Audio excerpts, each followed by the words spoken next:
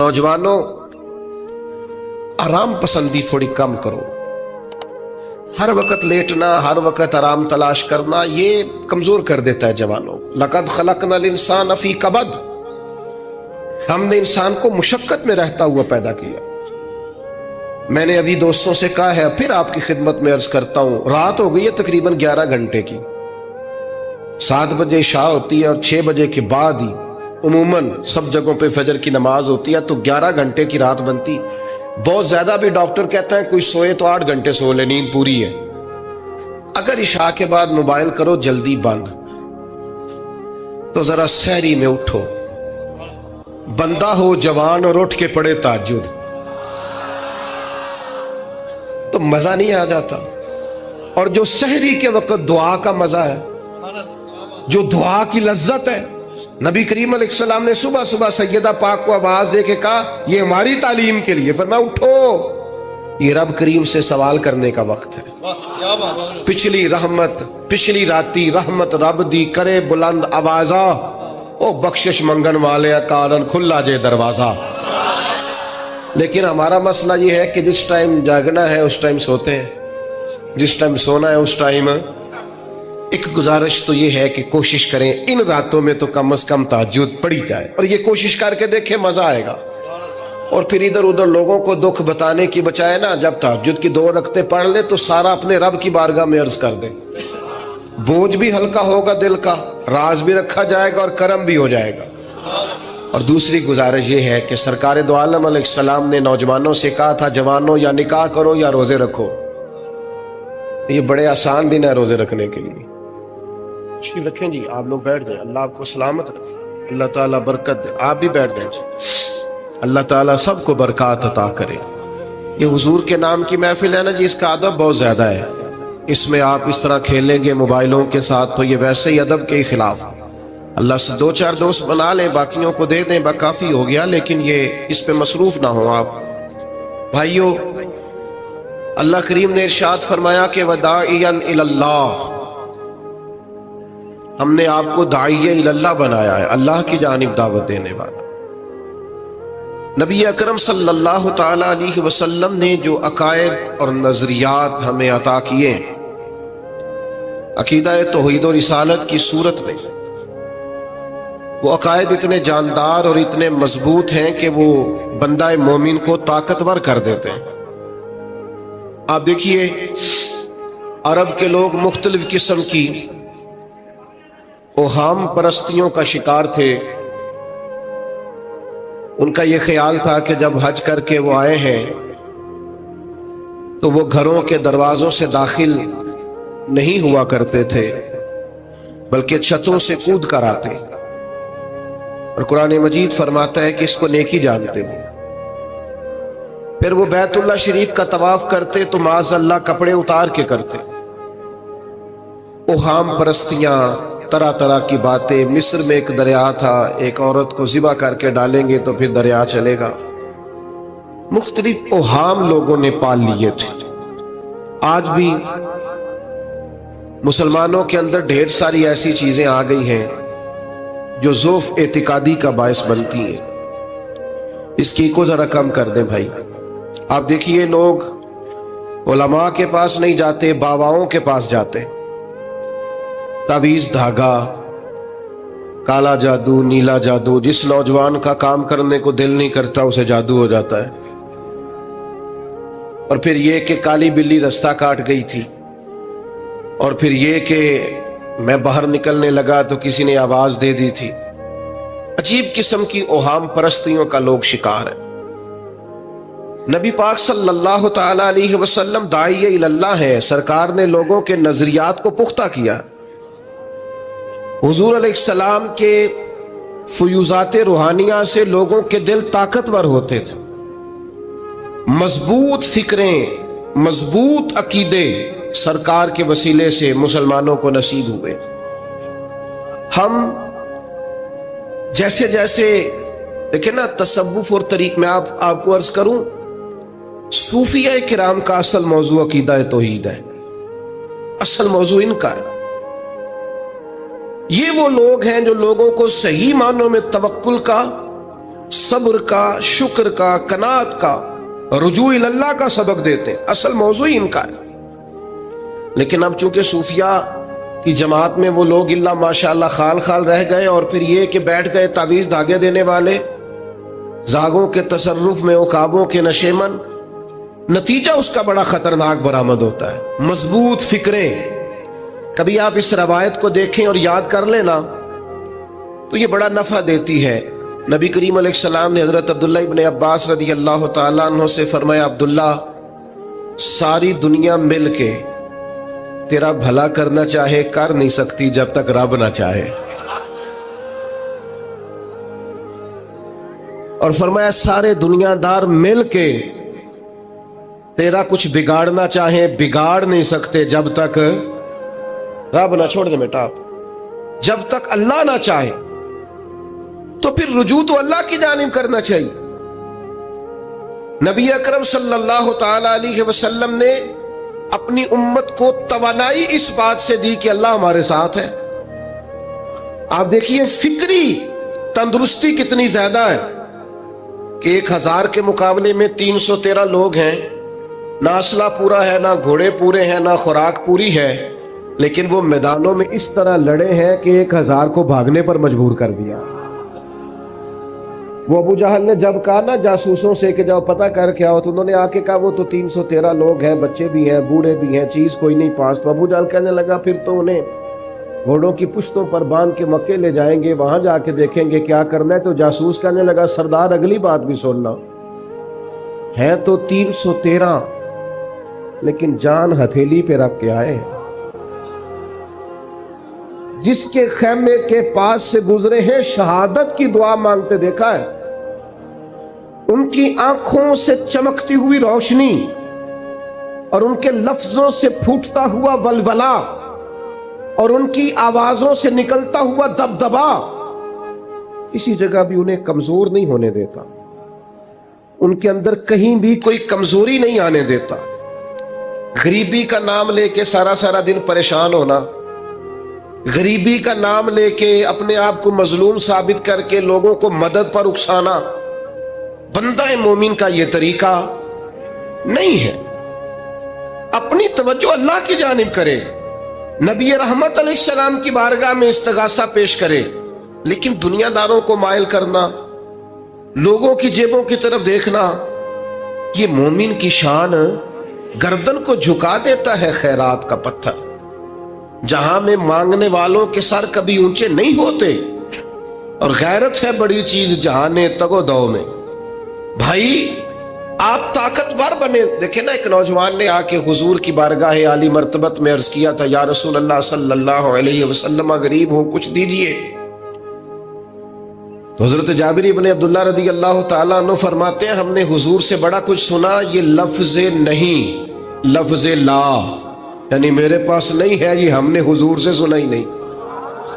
ایسا کوئی محبوب کہیں ہوگا نہ کہیں ہے، بیٹھا ہے چٹائی پہ مگر عرش نشیں ہے، اور ملتا نہیں کونین کو کیا کیا تیرے در سے، بس ایک لفظ نہیں ہے جو تیرے لب پہ نہیں ہے.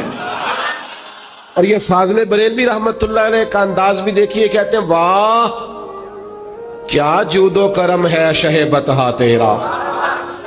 اور یہ ذرا دیکھیے شعری ذوق دیکھیے، واہ کیا جود و کرم ہے شہ بطحا تیرا، نہیں سنتا ہی نہیں. نہیں کیا انداز ہے.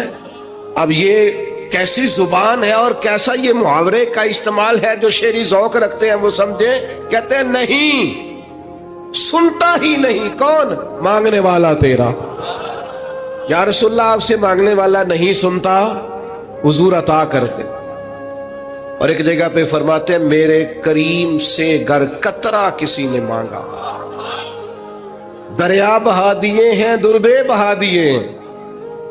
حضور تو دیتے، پر نوجوان نے جب آ کے عرض کی نا یا رسول اللہ صلی اللہ علیہ وسلم کچھ دیجئے، وہ جوان ہو، چڑھتی جوانی ہو، اور پھر وہ سوال کرے. ہمارے ساتھ ایک دوست پڑھا کرتا تھا، یہ 3 مہینے کی چھٹیاں ہوتی تھی تو وہ مستریوں کے ساتھ مزدور لگ جاتا. ہم نے اسے کہا یار تو مطلب 9th 10th کے اندر مزدوری کرنے جانا, تو کہندا سی یار میں قد میرا ایڈا بڑا ہے, ان ابا جی کو مانگ دیا شرم آؤندی. یہ سوچ نوجوانوں میں پیدا ہونی ضروری ہے. اب میں ابا جی سے مانگوں, مجھے تو دینا چاہیے. اس نے آ کے عرض کی یا رسول اللہ صلی اللہ علیہ وسلم کچھ دیجئے, تو حضور فرمانے لگے تیرے پاس کچھ بھی نہیں. اس نے کہا ایک پیالہ ہے میرے پاس گھر میں اور ایک کمبل ہے. اتنا غریب بندہ ہے کوئی محفل میں جس کے گھر میں ایک ہی پیالہ ہو, ایک ہی کمبل ہو؟ کوئی بھی نہیں اتنے بڑے مجمع میں. لیکن اگر کوئی ہماری غریبی کا رونا پوچھے تو میرا خیال ہے ہر تیسرا بندہ دوسرا بندہ غریب ہے, اور بڑا ہی غریب ہے. ایک پیالہ ایک کمبل, کریم نے فرمایا لے کے آؤ. وہ لائے تو محبوب فرمانے لگے کون خریدے گا؟ ایک نے کہا 1 دینار, ایک نے کہا 2 دینار. محبوب نے بولی لگوا دی, 2 دینار کا بیچ دیا. فرمایا جا 1 دینار کی روٹی لے جا. یہ نوجوانوں کو فکر دی کہ وہ انویسٹمنٹ میں تم نے ذات سے اپنے گھر سے لینی ہے. وہ 10-15 ہزار کا ٹھیلا بھی کسی سے نہیں کہنا تو لگا کے دے. جاؤ 1 دینار کا کھانا لے جاؤ, 1 دینار کا کلاڑا خرید کے لاؤ. صحابہ فرماتے ہیں وہ کلاڑا لایا, پر نصیب دیکھو اس کلاڑے میں دستہ نبی کریم نے اپنے دستے مبارک سے لگایا. فرمایا جا جنگل میں جا کے لکڑیاں کاٹ اور بیچ, کھا بھی اور کھلا بھی, پی بھی اور پلا بھی, 10 دن مجھے نظر نہ آنا. یارو یہ کیا بات ہوئی؟ مایوس رہنا, کمزور رہنا, فلانے نے میرے ساتھ تعاون نہیں کیا تو میں پیچھے رہ گیا, فلانے نے ہاتھ نہیں پکڑا. تو اپنی دنیا آپ پیدا کر, اگر زندوں میں خود جدوجہد کر, میدان میں اتر, ہمت کر. حضرت حسن بصری رحمت اللہ علیہ کے پاس ایک نوجوان نے آ کے عرض کی حضور بس آج کے بعد میں نے کام نہیں کرنا. فرمایا تمہیں کیا ہوا ہے؟ کہنے لگا آج میں نے عجیب منظر دیکھا ہے. میں نے دیکھا ہے کہ ایک شیر نے شکار کیا بکرے کا, آدھا کھایا ہے, آدھا منہ میں پکڑ کے پہاڑی پہ چڑھ گیا. وہاں ایک نابینا لومڑی بیٹھی تھی, باقی کا اس نے اسے کھلایا ہے. تو حضور میں یہ سمجھ گیا ہوں کہ جو رب اس نابینا لومڑی کے لیے بندوبست کرتا میرے لیے بھی کرے گا, لہذا میں نے کام نہیں کرنا. حضرت حسن بصری بڑا مسکرائے, فرمانے لگے کہانی میں کردار تو نے 2 دیکھے, ایک شیر ایک لومڑی. فرمانے لگے کیا بات ہے تیری, تو نے لومڑی بننے کا پروگرام بنایا, شیر بننے کا کیوں نہیں بنایا؟ تو شیر بننا, شکار کر, خود بھی کھا دوسروں کو بھی کھلا. یہ کیا بات ہوئی؟ امت کے جوان فائلیں لیے دفتروں کے چکر لگاتے اور اپنی بغل میں کاغذات لیے امبیسیوں کے پھیرے کاٹتے اور ایجنٹوں سے سوال کرتے کہ مجھے ملک سے باہر جانا ہے, کیا طریقہ ہے؟ یہاں رہ کے بھی محنت ہو سکتی ہے, اپنی مٹی پہ چلنے کا سلیقہ سیکھو. سنگ مرمر پہ چلو گے تو پھسل جاؤ گے. دوستو سنو, میرے کریم نے فرمایا جا لکڑیاں. ایک پیشہ برا ہے میرے بھائیوں, ایک پیشہ, وہ ہے کسی کے آگے ہاتھ پھیلانا. باقی دنیا میں کوئی پیشہ برا جو ٹھیلا لگاتا ہے اور مالٹے بیچتا ہے اور سیب بیچتا ہے, بڑا عزت والا آدمی. یہ شارٹ کٹ چھوڑ دو, دوسروں پہ بھروسہ کرنا چھوڑ دو. وہ شاعر ایک بیٹھا تھا نا, شاعر مجھ سے ناراض نہ ہو جائیں, تو کئی دفعہ وہ شعر و شاعری میں بھی ان کی حالت بڑی خستہ ہو جاتی ہے. جن دنوں لوگ پتلے کپڑے پہنتے ہیں, بعض شاعروں نے ان دنوں میں بھی موٹی چادر لی ہوئی ہوتی ہے. تو ایک جگہ بیچارہ بیٹھا تھا کونے میں, اللہ ماشاءاللہ سب کی بات نہیں, تو حالت ایسی خستہ تھی. ایک بندہ 5 روپے پھینک گیا, تو تھا خوددار, بڑی تکلیف کو اٹھا اپنے پیسے. تو اس نے کہا آپ کی حالت بتا رہی ہے, آپ کو ضرورت ہے. اس نے کہا ضرورت پڑی تو اللہ رسول سے مانگوں گا, تیرے سے کیوں مانگوں گا؟ شعر بڑا قیمتی کہا. اس نے کہا یہ آرزوئے کرم اور میں آپ سے کروں, یہ آرزوئے کرم اور میں آپ سے کروں, یہ بھیک اس کو دیجئے جس کا خدا نہ ہو. میں تو وارث ہے میرے اللہ رسول, میں کو لاوارث ہوں کہ تیرے سے مانگتا پھروں؟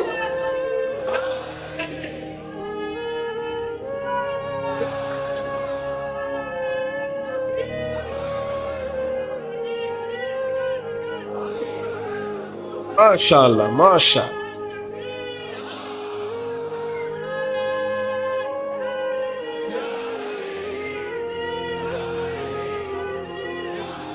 بس ہم سمجھے ہماری قیمت وصول ہو گئی. اگر خودداری پر نوجوان نعرے لگانے لگ گئے تو پھر تو بات بن گئی. لگتا ہے محنت کا ارادہ بن گیا ہے. انشاءاللہ تعالی کشکول ٹوٹنے کا ٹائم آ گیا ہے. کرم کی برکھا برسے گی. یہی ملت کا جوان قیادت کرے گا. اور یاد رکھنا ہمیشہ قیادتیں غریبوں کے بچوں نے کی ہیں. جنہوں نے آدھی قیمت پہ کتابیں لے کے پڑھی ہیں, بڑی ڈگریاں انہوں نے حاصل کی ہیں. یہ کمزور نہ پڑھو. نبی پاک داعیہ اللہ ہے, حضور نے جگایا ہے. 15 دن نظر نہ آنا, مزدوری کر. وہ نوجوان 15 دنوں کے بعد آیا. اب تیرا حال کیا ہے؟ اس نے کہا حضور پہلے ایک پیالہ تھا نا, اب سارے گھر کے برتن بن گئے. پہلے ایک بستر تھا, اب سارے گھر کے بستر. اور نوجوانوں, ہم نے سہارا بننا ہے. ماں سے کہنا ہے اب تو نے آنسو نہیں بہانے, تیرا پتر بڑا ہو گیا ہے.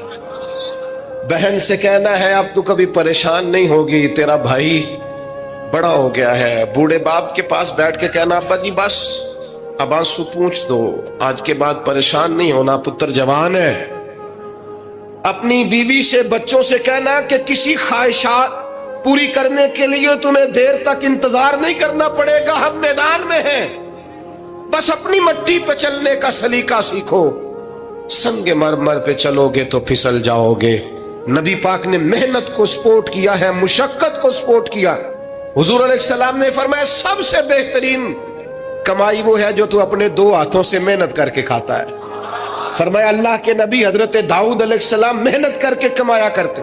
سنگیوں کام کرنا. اور دوسری بات بھروسہ اللہ رسول پہ. بھروسہ, ادھر دیکھو میری طرف. دنیا داروں سے امیدیں لگا لیتے ہو بہت زیادہ, تو دنیا دار بندے بیچارے کمزور ہوتے ہیں. جی یہ الیکشن کے دن تھے, گزشتہ سے پیوستہ الیکشن جو گزرا ہے, تو میرا ایک پیار والا دوست بھی ایک ایم کے امیدوار کا بڑا ووٹر سپورٹر تھا. یہاں اس نے اس کا بیج فوٹو والا لگایا ہوا تھا. میں رات کو دیر سے جلسے سے لوٹ رہا تھا تو وہ کھڑا تھا باہر, اور اندر امیدوار صاحب تقریر کر رہے تھے. میں نے کہا ادھر آ. وہ آ گیا. میں نے کہا تو بڑا ووٹر سپورٹر ہے, جا تقریر سن جا کے. تیرا لیڈر تقریر کر رہا ہے, تو باہر گھوم رہا ہے. کہندا پیر صاحب جھوٹ پہ ماردا جو سارے جھوٹ بول رہا ہے, کرنا کرانا کچھ نہیں.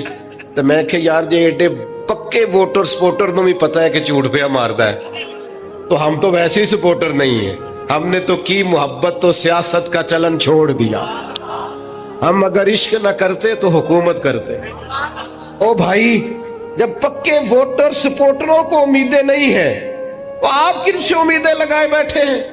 آپ جدوجہد کریں, اور امیدیں اللہ رسول سے.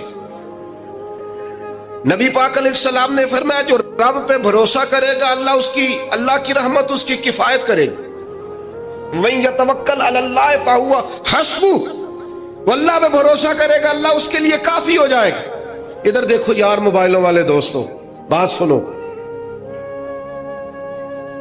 گھبراہٹ نہیں, ٹینشن نہیں, انزائٹی نہیں, ڈپریشن نہیں. مومن اور ڈپریشن, مومن اور انزائٹی, مومن اور ٹینشن. او جی مجھے پتہ نہیں مجھے کیا ہو رہا ہے, جی مجھے خوف آتا ہے. آپ کو خوف آتا ہے مومن ہو کے؟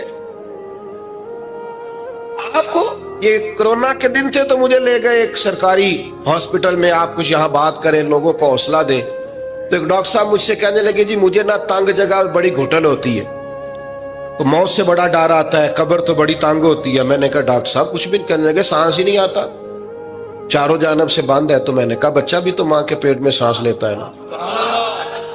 آپ نے تو سبحان اللہ کہا. وہ ڈاکٹر تھے, انہوں نے نہیں کہا. وہ کہنے لگی جو تے اماں لیندی صاحب. ہنستے نہیں جی, باتیں ہنسنے کو نہیں سنا رہا میں, فکری باتیں کر رہا ہوں. کہا وہ تو اماں آکسیجن لیتی ہے تو بچے کو جاتی ہے. تو میں نے کہا چلے ڈاکٹر صاحب وہ جو انڈے سے بچہ نکلتا ہے اس کے تو چاروں جانوں کوئی صورت نہیں ہوتی سانس کی. تو مجھے کہنے لگے آپ کہنا کیا چاہتے ہیں؟ میں نے کہا میں یہ کہنا چاہتا ہوں قبر کی 2 حالتیں ہیں. قبر دوزخ کے گڑھوں میں سے گڑھا بھی ہے, اور جنت کے باغوں میں سے باغ بھی ہے.